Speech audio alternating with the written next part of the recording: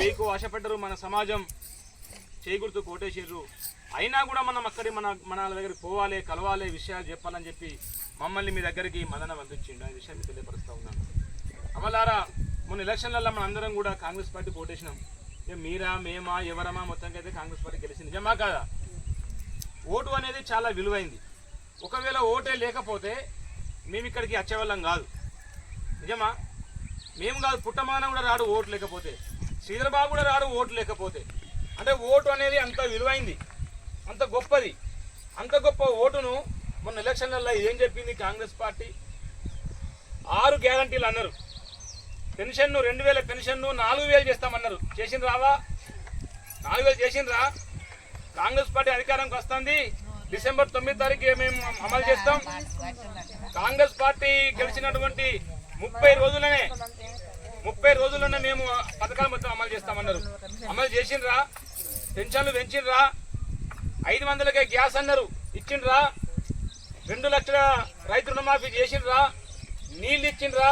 నీళ్లు లేక మంత్రి మండలంలో 1000 ఎకరాల పొలాలు ఎండిపోయినాయి. మీరు మన కళ్ళ ముంగట్నే ఉన్నది.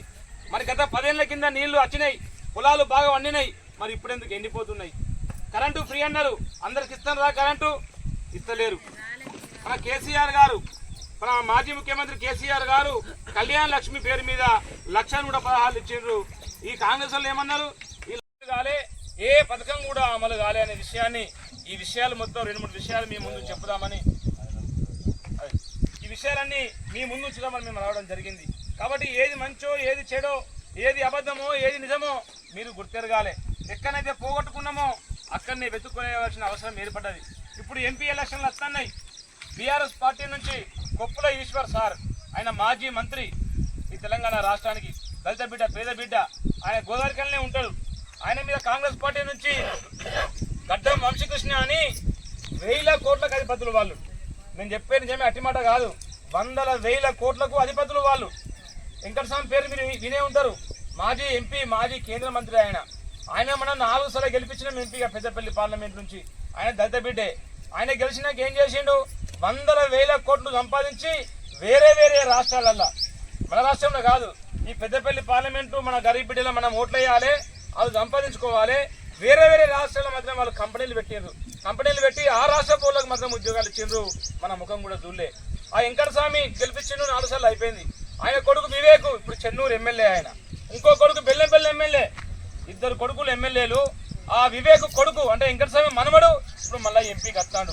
చూసినారావా? ఒక్కటే కుటుంబం నుంచి 3 నాయకులు కావాలన్నట. మరి పేద బిడ్డలు మాలాంటి వాళ్ళు ఎప్పుడు కావాలి? గరీబులు మీలాంటి వాళ్ళు ఎప్పుడు కావాలి? ఒకే కుటుంబం నుంచి 1000 కోట్లు. ఇంకో విషయం ఏంటంటే వాళ్ళు దళిత బిడ్డలే, మాలాంటి వాళ్ళే. వెంకటస్వామి కొడుకులు ఆయన దళితుడు, ఆయన కొడుకులు దళితులు. అలా కొడుకులకు మాత్రం భార్యలు మాత్రం దళితం చేసిండు వాళ్ళ కొడుకులకు. మరి ఆయన పాపనం చేసిండు అంటే పేదలను చేయలే, వీళ్ళు మళ్ళీ వేరే కులం చేసిండు. అంటే ఓటు మన రిజర్వేషన్ మాత్రం ఎస్సీలది కావాలన్నట, వాళ్ళ ఇండ్లలో మాత్రం ఆడబిడ్డలు వేరే కులపులు కావాలన్నట. ఇగో ఇది మన పరిస్థితి. కాబట్టి ఇవన్నీ విషయాలు మీకు తెలవాలని, ఏది మంచో ఏది చెడో చెప్పడం మా ధర్మం. మొన్న పోయిన ఎలక్షన్లలో, ఎమ్మెల్యే ఎలక్షన్లలో 500కో 1000కో ఆశపడ్డం. జరిగింది. ఏదైనా కూడా మీరు ఓడగొట్టినా గెలిపించినా మేము మీ బిడ్డలమే, మీరు మా వాళ్ళే. అంత పేద వర్గాలం ఎవరి మీద ఏం కోపం లేదు. ఒకసారి గెలిపిస్తారు, ఒకసారి ఓడిపోతారు. 2 సార్లు మదనని ఓడగొట్టుకున్నాం, మొన్న ఓడగొట్టుకున్నాం, అంతకుముందు ఎమ్మెల్యేగా ఓడగొట్టుకున్నాం. కాబట్టి ఈసారి పుట్టమన్న అధ్యక్షతన నాయకత్వంలో ఈ మంత్రి నియోజకవర్గంలో మనం ఎక్కువ ఓటు కారు గుర్తు కోటేసుకొని కొప్పులేశ్వరిని గెలిపిస్తే ఏమవుతుందంటే, ఏ పథకం ఇవ్వకున్నా టీఆర్ఎస్ పార్టీకి ఓటు వేస్తే కాంగ్రెస్ పార్టీని గల్లబట్టి అడుగుతాం. ఈ పథకాలు ఏమైనాయి, ఎందుకు మాటిచ్చిండ్రు, అమలు చేయాలని ఈ మంత్రి చౌరస్తాలో అడుగుతాం. ఒకవేళ మీరు కారు గుర్తు కోటేయకపోతే, మీరు కాంగ్రెస్కి వేస్తే ఏమవుతుందంటే, ఏ పథకం అమలు చేయకున్నా 6 పథకాలు కాదు కదా 60 పథకాలు అమలు చేయకున్నా వీళ్ళు మళ్ళీ మాకే ఓటెత్తారు. అంటే ఏం చేయకున్నా ఓటెత్తారు. కాబట్టి మనకేం భయం లేదుగా, మనం ఏం అమలు చేయాల్సిన అవసరం లేదని మళ్ళీ కట్టే. మన పథకాలు అమలు కావాలంటే, పేదలకు న్యాయం రావాలంటే, కరెంటు రావాలంటే, ఈ పొలాలకు నీళ్లు రావాలంటే, ఇంకా 500కే గ్యాస్ కావాలంటే, రైతు బంధు అమలు కావాలంటే, పేద వర్గాలు బాగా ఉండాలంటే ఒక ప్రశ్నించే నాయకుడు కావాలి. కాంగ్రెస్ పార్టీని గల్లబట్టి అడిగే నాయకుడు కావాలి. నాయకుడు కావాలంటే మీరు ఓట్లు వేస్తే ఆ ఓట్లు గెలిచిన నాయకుడు ఆ చౌరస్తాలల్లా రోడ్ల మీద ధర్నాలు చేస్తాం, రస్తారోకోలు చేస్తాం. మీరు ఇచ్చిన మాట ఏమైంది, ఎందుకు మోసం చేసిండ్రు, మీ గ్యారంటీ పథకాలు ఏమైనాయని అడుగుతాం. కాబట్టి అవల్లారా అక్కలారా మీకు మరొకసారి దండం పెట్టి చెప్తాన్నా, ఎక్కడ పోగొట్టుకున్నామో అక్కడనే వెతుక్కుందాం. మళ్ళీ మనం మోసపోకుండా పేద వర్గాలకు అన్యాయం కాకుండా మీ అమూల్యమైనటువంటి ఓటును కారు గుర్తుకేసి గెలిపిస్తారని కోరుకుంటున్నాం. జై తెలంగాణ.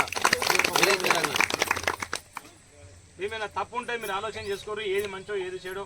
మేము అసలు తప్పు చెప్పాం, ఈ తప్పు అంటే మేము ఈ నేలకు ముక్కు రాకపోతాం. ఇంకో విషయం ఏంటంటే ఒక్క నిమిషం, ఇంకో విషయం ఏంటంటే మీరు అందరూ ఓట్లు నాకు వేసారమ్మా. నా భార్య గెలిచింది జడ్పీటీసీగా. ఏ ప్రజలైతే ఓట్లు వేసిండ్రో, ఏ పార్టీ అయితే గెలిచిందో, నేను మీకు గెలిచేదాకా మీకు తెలియదు, ఓట్లకు వచ్చేదాకా మీకు తెలియదు మేము ఎవరమో. మరన్న మమ్మల్ని వటుకొచ్చి మన పార్టీ నాయకుడు ఇలా జడ్పీటీసీ పేద బిడ్డ అంటే మీరు నాకు ఓట్లు వేసిండ్రు. మొన్న ఏమైంది ఎలక్షన్లల్లో గెలిచినటువంటి నాయకులు ఎక్కడో ఊరైతే ఎక్కడో వటుకొచ్చి గెలిపించింది. ఇక్కడ వేరే ఊర్లో మనిషిని వటుకొచ్చి ఈయన మన నాయకుడు గరీబ్ బిడ్డ మీరు గెలిపిస్తే అని చెప్తే ఇక్కడ ఓట్లు వేసుకొని ఎంపీ పైన కొండశంకర్. నిజమా కాదా? ఏ గుర్తు మీదే గెలిచిండు ఆయన? కారు గుర్తు మీదే గెలిచిండు. మన నాయకుడు ఎవరు? పుట్టమధు. మరి ఎవరిని పట్టుకొని ఉండాలి?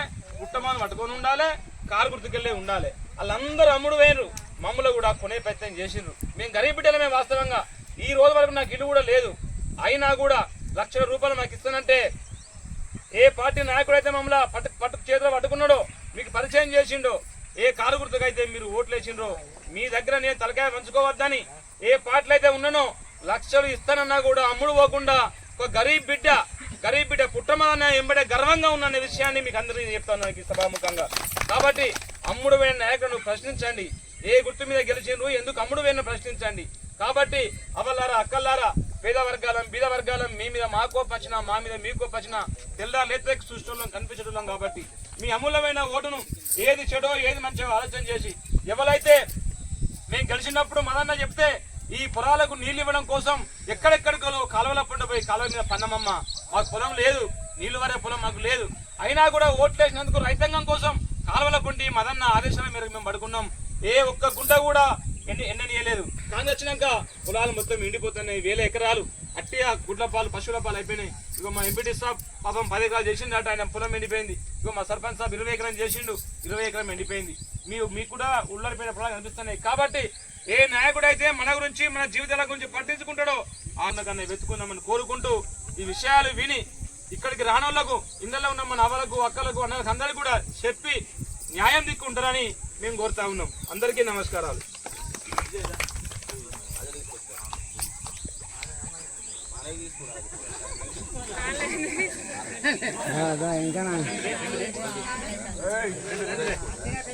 కూర్చొని మీ సల్ల పైకి